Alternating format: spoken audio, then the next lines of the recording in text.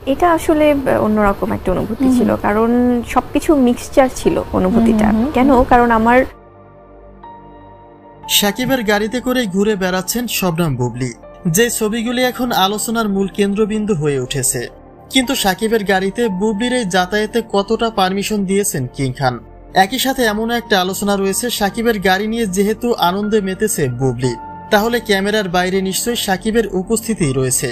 এই আলোচনার যৌক্তিকতাই বা কতটুকু, সে সকল প্রশ্নেরই খোলসা করা হবে এই ভিডিওতে।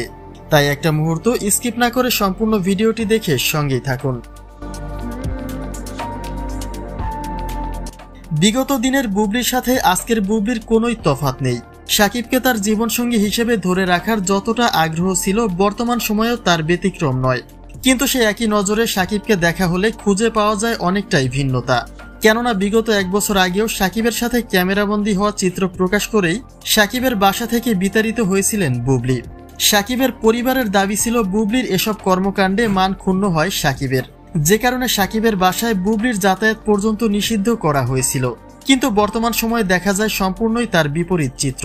প্রতিনিয়তই শাকিবের সাথে ধারণকৃত চিত্র প্রকাশ করেই চলেছেন বুবলি, যার বিপরীতে কোনো প্রতিক্রিয়া নেই শাকিবের, বরং বুবলির সাথে প্রতিনিয়তই সঙ্গ দিয়েই চলেছেন কিং খান।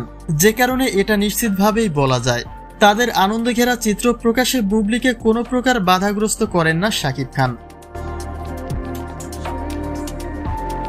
অপু বিশ্বাসের কিছু মন্তব্যে এমনটাই প্রকাশ পায় যে শাকিব শুধুই তার, কিন্তু বাস্তবতা বলে ভিন্ন কথা। শাকিবের সাথে নিত্য নতুন চিত্র ধারণ করেই চলেছেন বুবলি।